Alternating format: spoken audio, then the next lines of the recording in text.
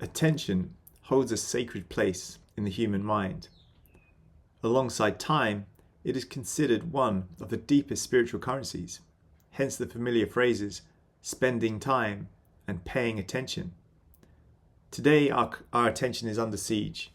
If attention is spiritual, then the struggle to control it is a spiritual war. Across the globe, attention spans are shrinking, while powerful algorithms designed by big tech capture our focus and pull us into endless cycles of distraction. This battle is not new. Roman emperors understood that bread and circuses could divert the masses from reality.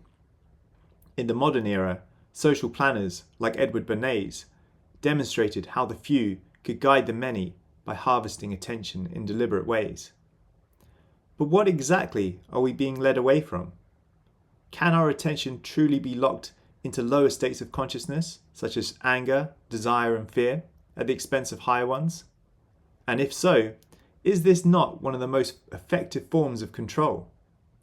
And most importantly, how can we take our attention back?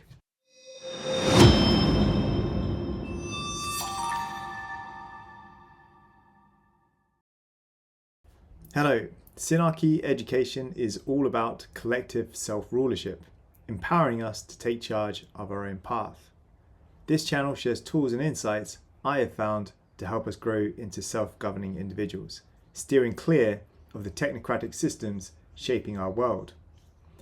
Our brain is constantly bombarded with stimuli, and the tool it uses to filter all this noise is attention.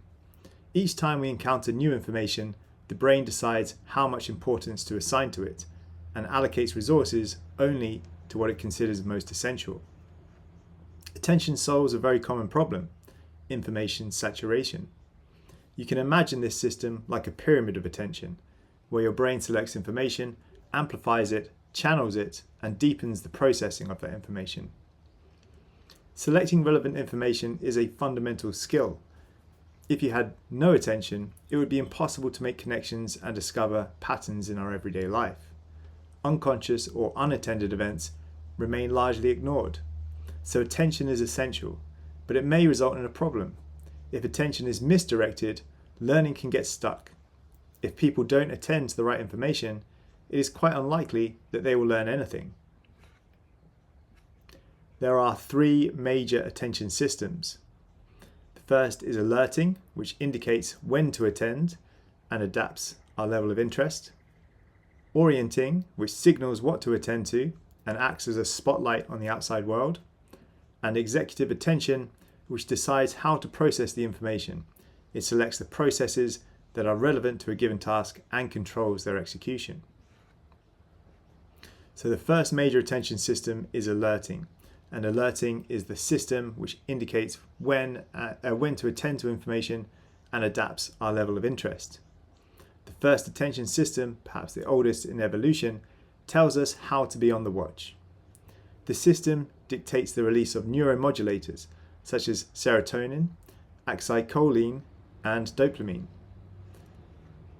Animal studies show that by electrical stimulation of subcortical dopamine or acetylcholine circuits, there can be massive changes in the brain. Brains can change during activities that increase the brain's reward systems. This is why videos or gaming or television shows are effective at maintaining our attention. The most violent video games seem to have the most intense effects. Orienting is the system that signals what to attend to.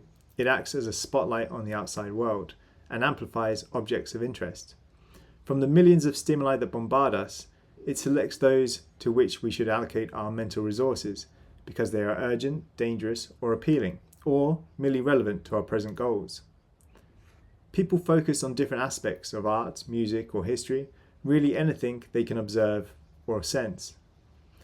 One person may notice the colours in a painting, another the brushstrokes, and another the story it tells. Attention works in two key ways. It makes the neurons processing relevant information more sensitive, and it strengthens their influence on the rest of the brain. In other words, attention both amplifies and filters what we can perceive.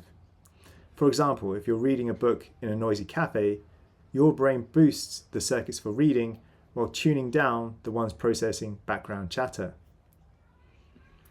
For an object to come into the spotlight, thousands of others must remain in the shadows. To direct attention is to choose, filter, and select. Try to count how many times the players wearing the white pass the basketball. The harder you concentrate, the more effective this will be.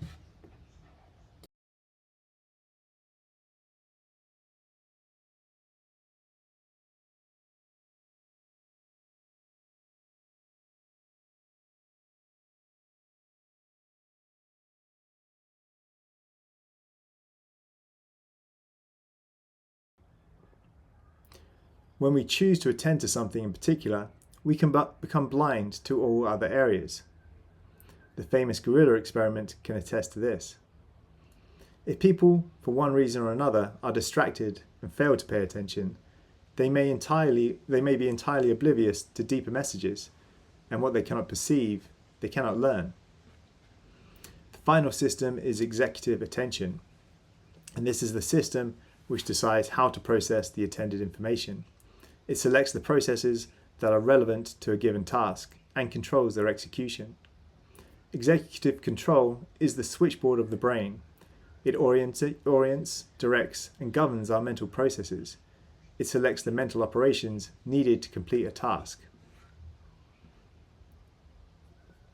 The brain's global workspace works like a signalman in a train yard, directing information to the right place one piece at a time. Because it can only handle one task at once, psychologists call it the central bottleneck. When a second stimulus arrives, it has to wait, but we don't notice the delay. We think we processed it instantly after the first.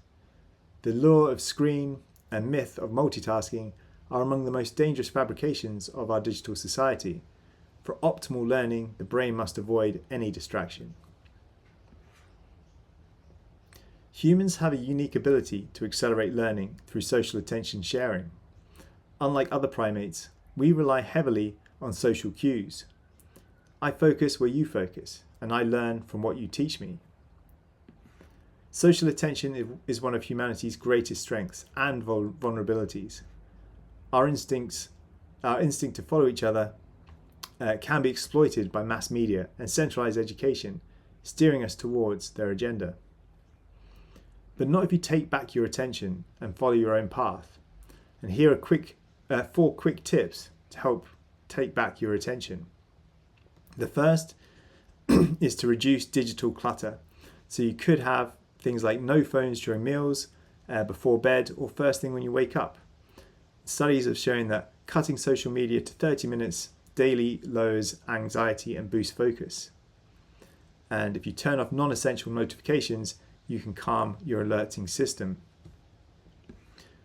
The next is to embrace mindfulness. So just try 10 to 15 minutes of meditation or deep breathing. This strengthens executive attention to resist distractions. And it helps you to focus on what matters and not just reactive scrolling.